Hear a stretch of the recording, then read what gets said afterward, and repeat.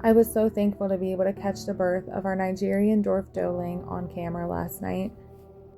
By the time the camera started rolling, she had already been pushing for like 30 minutes. I knew something was wrong and I would end up having to intervene. What I'm doing in the video is basically trying to get her vulva to open a little bit more so that sac can come out.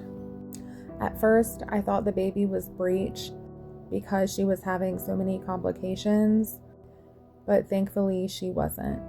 She did have both of her arms behind her back and not in front of her, so I wasn't able to reach an arm to pull her out until the sac broke.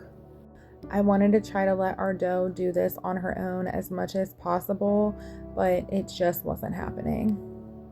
Once we were able to get the doeling out, I thought the worst was over, but unfortunately it was just beginning.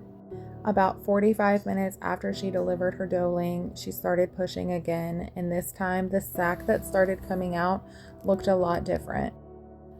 It was a lot smaller than the first one, and I knew it wasn't normal. The sac wasn't releasing, so I ended up having to break it, and I pulled out a tiny little baby goat that was maybe only 4 inches long.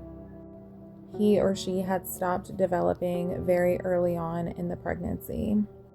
After that, I did a bump test on her where I lifted her belly to feel if there was another goat inside, and there was.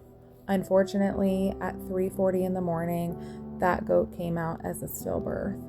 I did try to assist her with that birth. However, when I reached in and felt the baby with my fingertips, my doe passed out and went unconscious.